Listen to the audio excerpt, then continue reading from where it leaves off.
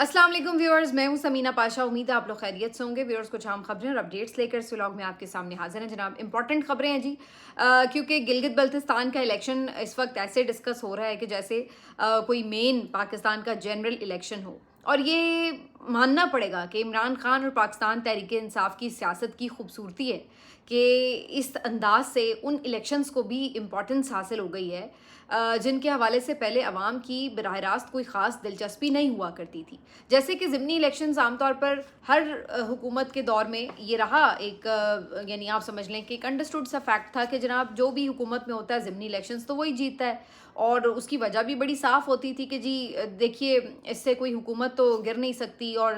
हल्के के लोगों ने काम करवाने होते हैं तो ज़ाहिर है वो यही देखते हैं कि जो पार्टी इक़्तिदार में उसी के कैंडिडेट को वोट देते हैं ताकि उनके काम हो सकें। इसी तरह जीबी के इलेक्शन की बात करें या कश्मीर के इलेक्शन की बात करें तो उसमें भी हमेशा से यही पैटर्न देखने में आता था कि जिसकी मरकज़ में हुकूमत होती है उसी की पार्टी जो है वो जीबी में और कश्मीर में भी इलेक्शन जीत जाया करती थी। और उसकी बड़ी वजह साफ़ होती थी यही कि जी फंड्स वगैरह आपको आसानी से मिल जाते हैं, काम हो जाते हैं, तो आप इस तरह से कन्वीनियंट रहते हैं अपने मामलात के लिए। अच्छा, वहाँ की जो सियासत का एक अजीब सा पहलू भी था वो ये कि अक्सर लोग जो हैं कैंडिडेट्स उनके वही हुआ करते थे इलेक्टेबल्स, और कभी वो एक जमात की तरफ से इलेक्शन लड़ लेते थे, कभी दूसरी तरफ से लड़ लेते थे, और इस तरह जब भी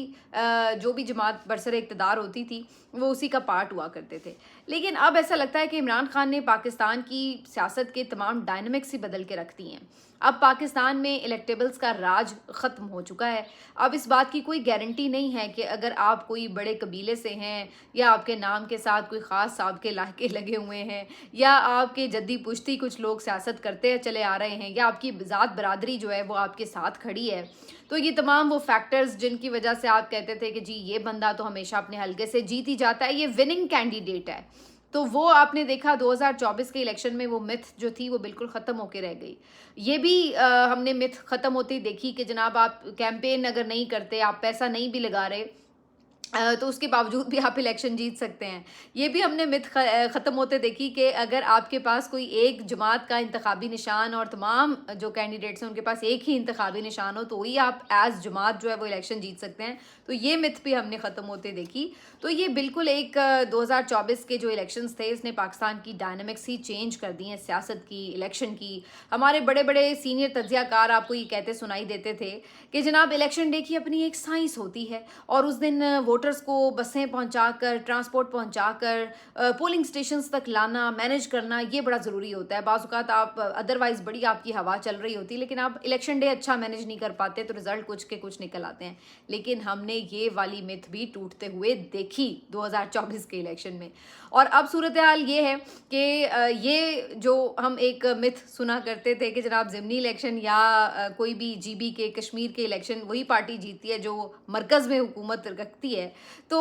अब लगता है कि ये भी जो मिथ है ये बहुत ज़्यादा शदीद ख़तरे में है। अगर तो साफ़ शफाफ, फ्री एंड फेयर इलेक्शन होते हैं तो आप देखेंगे कि ये मिथ भी टूट जाएगी। अगर फॉर्म 47 चल रहा है तो फिर एक अलग मामला है। लेकिन आप ये देखिए कि इंटरेस्टिंगली पाकिस्तान में जीबी के और कश्मीर के इलेक्शंस जो हैं वो इतनी ज़्यादा अहमियत इख्तियार कर गए हैं और इस तरह से डिस्कस हो रहे हैं जैसे बिल्कुल कोई जनरल इलेक्शंस के लिए माहौल बना हुआ हो। तो ये सब पाकिस्तान तहरीक इंसाफ और इमरान खान की सियासत का क्रिज़्मा है कि उन्होंने हर इलेक्शन को एक ऐसी सिचुएशन में बदल दिया है कि जहाँ पर लोग जो हैं वो बहुत से मामलात को पसे पुश्त डालकर जो एक दरीना किस्म की रिवायात चलती आ रही थी सियासत को, उनको भुलाकर एक नए अंदाज से वो सियासत को देखते हैं और वोटिंग पैटर्न भी हमें उसी लिहाज से नज़र आते हैं। और इसमें यकीनी तौर पर बहुत कुछ बदला है, ज़ाहिर है इसमें टेक्नोलॉजी का भी कमाल है, यूथ जो आपकी इतनी बड़ी तादाद में पॉलिटिकली अवेयर हो गई है उसका बहुत बड़ा किरदार है। और यही वजह है कि अब हर इलेक्शन जो है वो जो हमारे वो करिश्मा साज हुआ करते थे 75 सालों से, 78 सालों से, उनके लिए एक चैलेंज बन जाता है। और हर इलेक्शन में वो घबरा रहे होते हैं कि इस इलेक्शन में भी अब हमें मार पड़ेगी, इस इलेक्शन में भी हमारी तमाम प्लेबुक जो है वो उठा के जनरेशन जी जो है वो फेंक देगी। और इवन अब तो जनरेशन जी नहीं, अब जो बाकी आपकी पुरानी जनरेशन्स हैं वो भी इवन बिल्कुल ख़ातिर में नहीं ला रही इन तमाम मामलात को। तो काफ़ी टफ़ टाइम जो है वो उनको देखने को मिलता है। इलेक्शन तो वो लूट लेते हैं, इसमें कोई शक नहीं, इलेक्शन चुराया जाता है, ये भी हकीकत है, लेकिन उसमें अब ठीक ठाक मेहनत करनी पड़ती है जो कि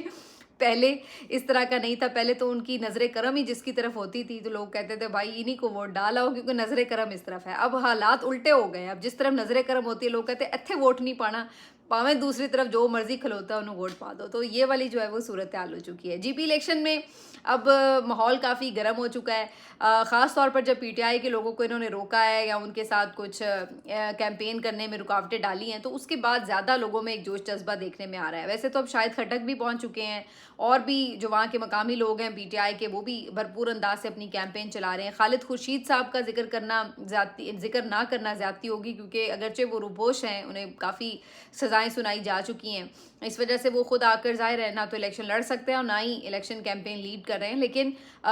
उनके वक्तन फ़वक्तन जो मुख्तलिफ वीडियो मैसेजेस हैं वो आ रहे हैं। उनकी वालदा अलबत्ता इलेक्शन लड़ रही हैं और वो भी भरपूर कैंपेन कर रही हैं। तो खालिद खुर्शीद जो हैं अदरवाइज़ भी पीटीआई में काफ़ी फेवरेट हैं और काफ़ी सोशल मीडिया भी उनको सपोर्ट करता है। खालिद खुर्शीद साहब बड़े जज्बाती और बहुत ही जिसको कहते हैं जुनूनी किस्म के पीटीआई के मुतहर्रिक रुकन रहे हैं, हमेशा से वज़ीर आला भी रहे हैं। तो ज़ाहिर है उनका एक अपना हल्का अहबाब और हल्का असर रसूख भी है, तो वो भी अपना किरदार पीछे रह के भी भरपूर तरीके से अंजाम दे रहे हैं। दूसरी तरफ जो मुखालिफ जमातें हैं जो कि अदरवाइज़ तो इस वक्त हर तरह के प्रोटोकॉल्स एंजॉय कर रही हैं और पूरी रियासती मशीनरी उनको सपोर्ट करती है। अब तो सुना है कि पंजाब पुलिस के भी हज़ारों एहलकार जो है वहाँ भिजवा दिए गए जीबी में सपोर्ट के लिए। तो ये भी इनके भी मुख्तलिफ लोग पहुंच रहे हैं। पीपल्स पार्टी की तरफ से गवर्नर पंजाब पहुंच चुके हैं। बिलावल के 5 कोई जलसे जो हैं वो शेड्यूल कर दिए गए हैं। इधर से नून की तरफ से भी अहम जो लोग हैं वो भी वक्तन फ़वक्तन पहुंच रहे हैं और कैंपेन कर रहे हैं। तो एक भरपूर वहाँ पे आपको सियासी गहमा गहमी जो है वो अब नज़र आ रही है। और खौफ सिर्फ इसी, और ये गहमा गहमी और दिलचस्पी की वजह क्या है? वो वही वजह है जो कि आपको 2024 के इलेक्शन में भी नज़र आती थी, जो आपको हर ज़िमनी इलेक्शन में भी नज़र आ जाती है अगर पीटीआई पार्टिसिपेट करी हो। वरना भी आप देखिए जो पीछे करके कुछ ज़िमनी इलेक्शन हुए थे जिसमें पीटीआई ने बॉयकॉट किया था, तो वहाँ कोई पता भी नहीं था कि कोई ज़िमनी इलेक्शन हो रहा है। और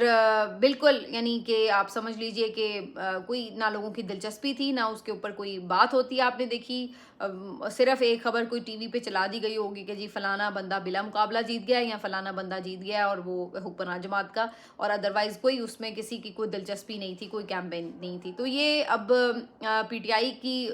जो सियासत है उसका खासा है कि वहाँ पे भी ये माहौल बन चुका है और लोग जो है वहाँ पर अब भरपूर अंदाज से ना सिर्फ ये कैंपेन कर रहे हैं, जोश जज्बा देखने में आ रहा है। क्या ही अच्छा होता कि काश फ्री एंड फेयर इलेक्शन भी होते और जहां हम इतना जोश जज्बा देखते हैं वहां हम देखते कि जेन्युइनली जिनको वोट पड़े हैं वो लोग जीत भी जाएं। और इसके लिए अब इम्तिहान है वहाँ की पीटीआई की क़यादत का कि वो अपने वोट की हिफाजत कैसे करते हैं। That is very important. आपके पास नज़रिया है, आपके पास कप्तान कार्ड है और आपका वोट जो है वो आपके साथ इंटैक्ट है, लेकिन आपने उसको महफूज कैसे बनाना है ये बहरहाल आपका काम है और ये स्ट्रैटेजी आपको खुद ही बनानी पड़ेगी। तो बहरहाल जी वहाँ पे काफ़ी इंटरेस्टिंग जो है वो माहौल बना हुआ है, उसके ऊपर भी आपको वक्तन फ़वक्तन हम अपडेट करते रहेंगे। लेकिन एक जो खबर यहाँ से हम शामिल कर लेते हैं, जैसे इसकी पीपल्स पार्टी की भी बात हो रही। बहुत से लोगों का ये ख्याल था कि जीबी और कश्मीर का जो इलेक्शन है वो पीपल्स पार्टी को दे दिया जाएगा, लेकिन अब ऐसा लगता है कि कुछ खटपट हो चुकी है 28वीं तरमीम के मामले के ऊपर। तो बहुत से लोगों का ख्याल है कि नहीं जी अभी जीबी का इलेक्शन जो है वो नून की गोद में ही डाला जाएगा। और ये भी इंटरेस्टिंग बात है कि मीनवाइल जब हमने ईद के दिनों में सदर जरदारी का एक खिताब सुना जिसमें वो ये हमें कह रहे थे कि जनाब हमने तो इस्टेब्लिशमेंट को मजबूत करना है, अपने मुल्क को भी मजबूत करना है, मुल्क भी चलाना है और इस्टेब्लिशमेंट को मजबूत करना है। तो ये बड़ा दिलचस्प उनका जुमला था और इसका जो सियाको सबाक था वो बड़ा इंटरेस्टिंग था, क्योंकि सबको पता है कि ये वो टाइम था जब हम देख रहे थे कि ये खबरें गर्दिश कर रही थी कि जनाब सदर साहब को हटाया जा सकता है, पीपल्स पार्टी से इस्टेब्लिशमेंट नाराज़ हो गई है। बिलावल भुट्टो ने भी 2-3 स्पीचेस की, ज़रा ऐसा लगा कि वो भी कुछ मुतमईन नहीं है। तो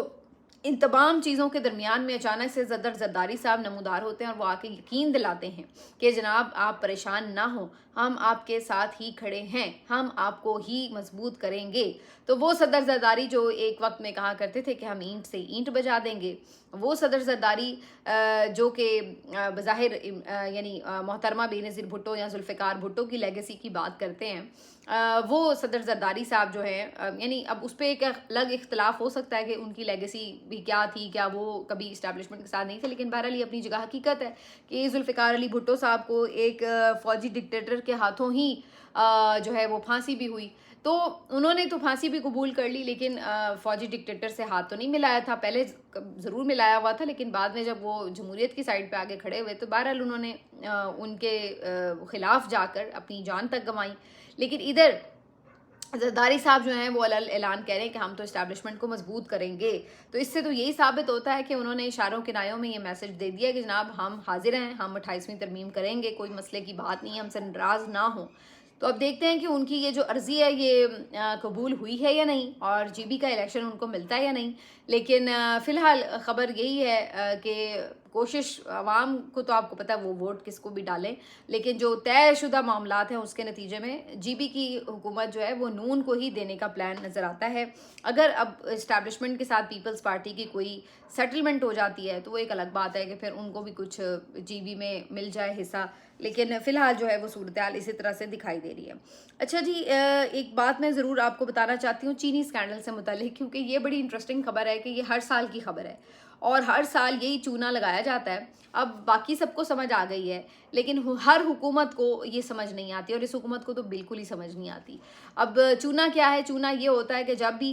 गन्ना जो है वो लगाया जाता है, क्रशिंग सीजन का आगाज़ होता है, चीनी बनती है, तो उसके बाद जो मिल मालिकान हैं वो हुकूमत को बताते हैं कि जनाब हमने बहुत ज़्यादा चीनी प्रोड्यूस कर ली है, इतनी चीनी प्रोड्यूस कर दी है कि वो हमारी ज़रूरत से बहुत ज़्यादा है, तो क्यों ना इस चीनी को हम बाहर के मुल्कों में बेचें और कीमती ज़र मुबादला कमाएं। और फिर गवर्नमेंट जो है वो इसकी अप्रूवल दे दिया करती है हमेशा, और फिर हमेशा हम देखते हैं कि सब्सिडी दे के, सहूलियात दे के इन मिल मालिकान की जो चीनी है वो बाहर बेची जाती है, जिससे इनको बहुत सारे पैसे मिलते हैं। उसके बाद क्या होता है कि फिर इतनी चीनी जो है वो बाहर भिजवाई जाती है कि उसके बाद कह दिया जाता है कि हो गंदम घर में तो जो है वो शॉर्टफॉल हो गया है और चीनी नहीं है। और फिर तय किया जाता है कि अब चलो जी बाहर से हमें चीनी मंगवानी पड़ेगी मुल्क की ज़रूरत को पूरा करने के लिए, और फिर उसके बाद दोबारा से सब्सिडीज़ दे के और तमाम चीज़ें करके गेम खेली जाती है और फिर बाहर से चीनी मंगवाई जाती है। और मीनवाइल जो चीनी की होर्डिंग रहती है उसके चक्कर में चीनी के प्राइस को भी नकली शॉर्टेज की वजह से काफ़ी ऊपर ले जाया जाता है। और ये वो अब व्हील का चक्कर है जो हर साल हमें देखने को मिलता है। और इस शैतानी चक्कर में ना सिर्फ ये कि कीमत बढ़ जाती है चीनी की बहुत ज़्यादा, बरामदात और दरामदात के चक्कर में जो मिल मालिकान हैं उनको पैसे बहुत ज़्यादा इजाफी मिल जाते हैं, और इसके साथ साथ हमें ये भी नज़र आता है कि जो इसमें बाकी बीच में बहुत सारी कुव्वतें हैं वो भी बहुत ज़्यादा फ़ायदा उठा लेती हैं। तो ये एक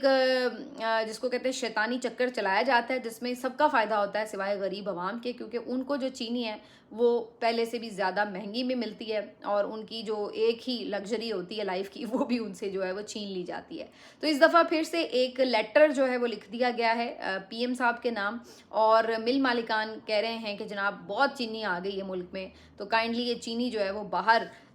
बेच दी जाए ताकि ज़र मुबादला कमाया जा सके। लेकिन अब फिर से क्या बेवकूफ़ बनना है, फिर से क्या उसी तरह आपने इजाफी चीनी को बाहर भेजना है और उसके बाद फिर आपने महंगी चीनी आम सारिफ को देनी है।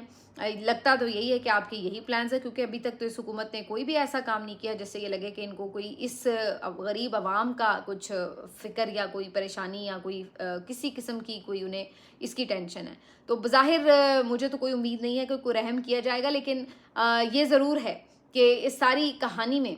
चीनी एक दफ़ा फिर महंगी हो सकती है, और अब लोगों ने ये खुद सोचना है कि जनाब अब आपने महंगी चीनी मज़ीद लेनी है या इन मिल मालिकान को कोई सबक सिखाना है जो आपकी बहुत यानी समझदार और यानी आप कह लें कि जो यूनाइटेड कौमें हैं वो तो ऐसे मामलात के ऊपर इस तरह के बॉयकॉट करती हैं कि फिर घुटनों पे ले आती हैं मिल मालिकान को। लेकिन हमारे यहाँ ज़रा कहानी दूसरी है, हम कहते हैं कि जनाब जूते मारने वालों की तादाद जो है वो ज़्यादा कर दी जाए, तो हमारी तो वो मेंटालिटी बन चुकी हुई है।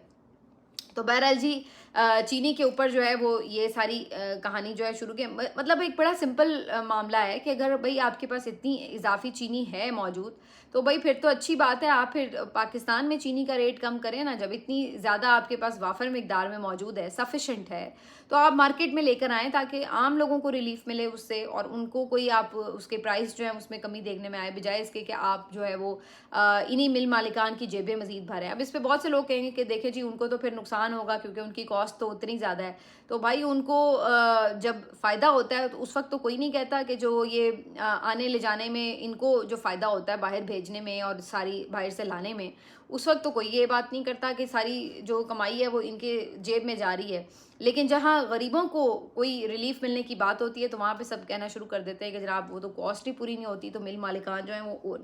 नुकसान में चले जाएंगे। तो बहरहाल जी ये जो है चीनी का मामला है और एक दफ़ा फिर से ये सरफेस पे आ चुका है। आखिर में थोड़ी सी बात करेंगे, फजीला कैसर साहिबा ने इकरारुल हसन के ऊपर एक वीडियो बनाई है और उन्होंने बड़े गुस्से का इजहार किया और कहा है कि बड़ी गलती हुई उन्हें इकरार को समझने में, और वजह वो ये बताती है, नाला वो इस बात पे दिखाई दे रही है कि पिछले दिनों जो इकरारुल हसन साहब की तरफ से बहुत ज़्यादा इमरान खान साहब की पर्सनल लाइफ और उनकी जो वाइफ्स हैं और उनकी जो पर्सनल लाइव्स हैं और उसके ऊपर फिर जो इमरान खान साहब की करैक्टर असैसिनेशन करने की जो उन्होंने कोशिश की, वो तमाम चीज़ों के ऊपर फजीला काफ़ी जो है वो नाराज़ नज़र आई और उन्होंने कहा कि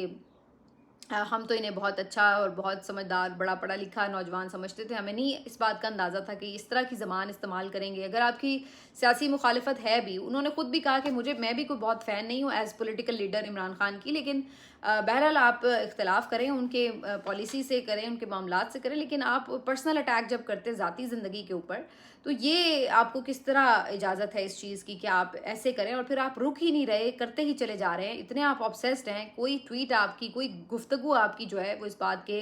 जिक्र के बगैर जो है वो मुकम्मल नहीं हो रही। तो वो बहुत ज़्यादा इस पर अपसेट दिखाई दे रही थी इकरार से। अच्छा, इकरार ने वैसे ईद के दिनों में माफ़ी भी मांगी है, मैंने एक वीडियो उनकी देखी थी जिसमें उन्होंने इस बात का इजहार किया कि जी वो जो ये पर्सनल लाइफ के हवाले से इमरान खान की वाइफ के ऊपर और बाकी लोगों के ऊपर जो गुफ्तगू करते रहे हैं, तो उन्होंने कहा कि ये उन्हें नहीं करनी चाहिए थी और उन्हें एहसास हुआ है कि ये गलत तरीका था और उस पर उन्होंने माजरत भी की और इस बात का अज़म का इजहार भी किया कि जनाब अब वो आइंदा ऐसे नहीं करेंगे। लेकिन इस पे ज़ाहिर है जो पीटीआई के सोशल मीडिया के लोग हैं वो तो यही कह रहे थे कि जी हमने इनका सॉफ्टवेयर अपडेट कर दिया, और कुछ लोगों का ख्याल ये था कि ये सिर्फ उनकी एक दोबारा से डिस्कशन में इन रहने के लिए, रेलेवेंट रहने के लिए कोई स्टंट है, तो कुछ लोगों का ख्याल ये था। बहरहाल अगर वाकई इकरार इस चीज़ को समझते हैं कि ये एक अच्छा उनका आगाज़ नहीं था अपनी किसी भी पॉलिटिकल जिद्दोजहद के लिए, कि जिसमें वो एक ही शख्स को, और वो भी मातूब शख्स को टारगेट करके और उसकी फैमिली लाइफ और उसके ऊपर जो है वो बातें करके अगर वो शुरू कर रहे हैं अपनी सियासी जिद्दोजहद को, तो अगर उन्हें ये रियलाइज़ हुआ है कि ये एक अच्छा तरीका नहीं था तो अच्छी बात है, आगे चंद दिनों में ही पता चल जाएगा कि वो कितना अपने इस ऐलान के ऊपर कारबंद रहते हैं। लेकिन अगर वाकई ये कोई स्टंट था तो वो भी पता चल जाएगा। लेकिन इससे ये ज़रूर पता चला जो फजीला ने बनाई है वीडियो, कि इस तरीके से आपने बहुत से अपने ऐसे लोग जो आपके वेलविशर थे या जो आपके लिए पॉजिटिव सोच रखते थे, आपने उनकी हिमायत भी खो दी और वो भी इस बात को कहने पे मजबूर हुए कि ऐसा लगता है कि जैसे आप किसी एजेंडे के तहत जो है वो बाकायदा एक ही शख्स के ऊपर हमेशा अटैक करते नज़र आते हैं और उसकी भी पॉलिसीज़ या उसके फैसलों के ऊपर आप अटैक करें बजाय इसके कि आप उसकी ज़ाती ज़िंदगी को लेकर के डिस्कस करते रहें। तो फजीला कैसर की जो ये वीडियो है ये काफ़ी ज़्यादा वायरल भी हुई है। मिलते हैं आपसे अगले वीलॉग में, अपना ख्याल रखिए, अल्लाह हाफ़िज़।